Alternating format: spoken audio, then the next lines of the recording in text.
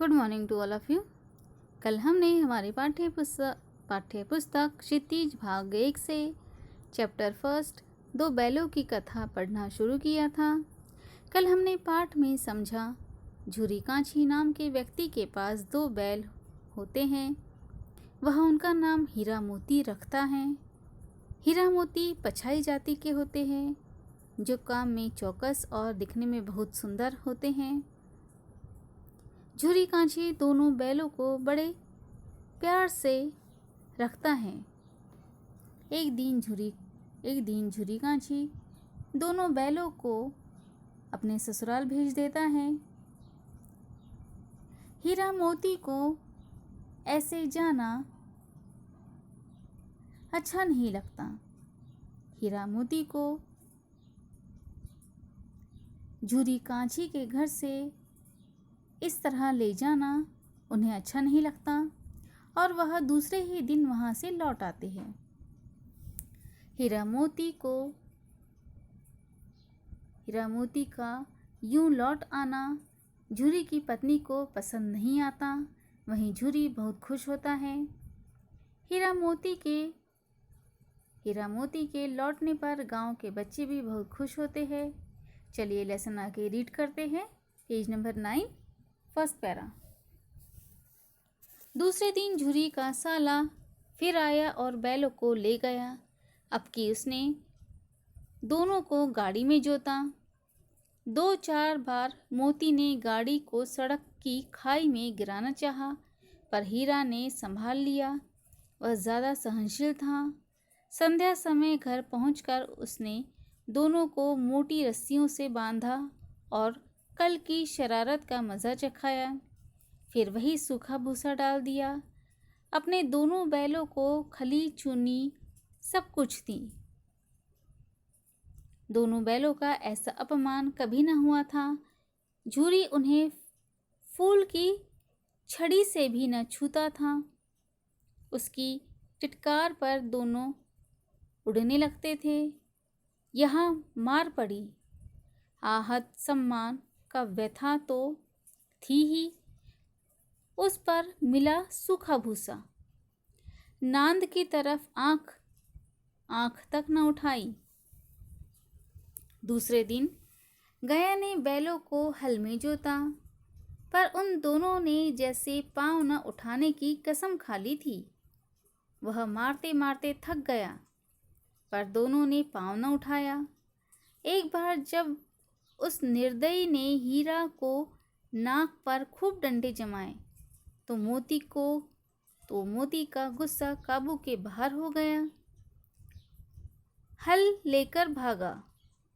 हल, रस्सी, जुआं, जोत सब टूट टाट कर बराबर हो गया।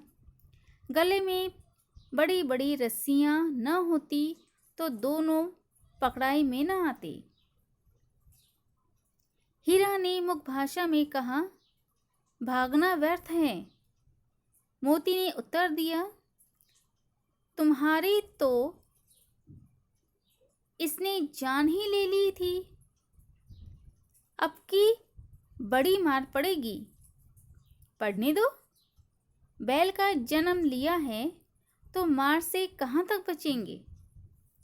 गया 2 आदमियों के साथ दौड़ा आ रहा है। दोनों के हाथों में लाठियां हैं। मोती बोला, कहो तो दिखा दूं, कुछ मजा में भी लाठी लेकर आ रहा है। हीरा ने समझाया, नहीं भाई, खड़े हो जाओ। मुझे मारेगा तो मैं भी 1-2 को गिरा दूंगा। चलिए देखते हैं लेखक क्या कहते हैं।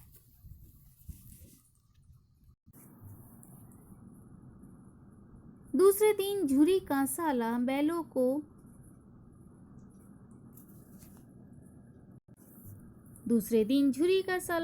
को लेने आया। अब की बार उसने दोनों बैलों को गाड़ी में जोता। मोती ने गाड़ी को खाई में गिराना चाहा, पर हीरा ने संभाल लिया। हीरा ज़्यादा सहनशील था। शाम के समय घर पहुंचकर गया ने दोनों बैलों को और अधिक मोटी रस्सी से बांधा और नांद में दोनों के लिए सूखा भूसा डाल दिया और गया ने अपने दोनों बैलों को खली, चुनी और चिकनाहट मिलाकर भूसा डाला। दोनों बैलों का ऐसा अपमान कभी न हुआ था। गया ने दोनों बैलों को मारा भी न था। वहीं झूरी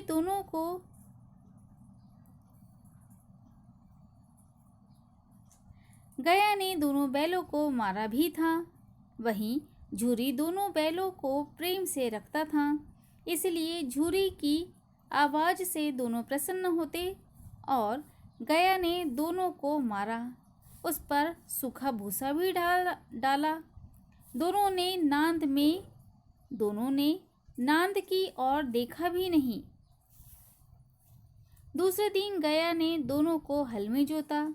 दोनों ने मार खा लिया पर पाँव न उठाया, जैसे दोनों ने कसम खा ली हो। एक बार गया ने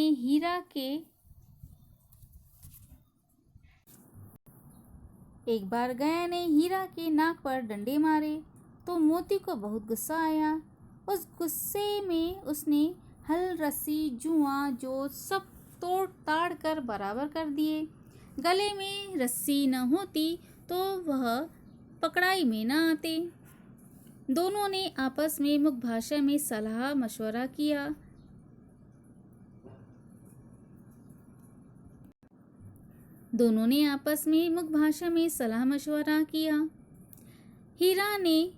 हीरा ने कहा, भागना व्यर्थ है। मोती ने उत्तर दिया, तुम्हें तो यह मार ही देता। अब की बार बहुत मार पड़ेगी। मोती ने कहा, पढ़ने दो। बैल का जन्म लिया है तो मार से कहाँ तक बचोगे। उधर गया 2 आदमियों के साथ लाठी लेकर आ रहा था। मोती ने हीरा से कहा, कहो तो दिखा दूं कुछ मजा में भी।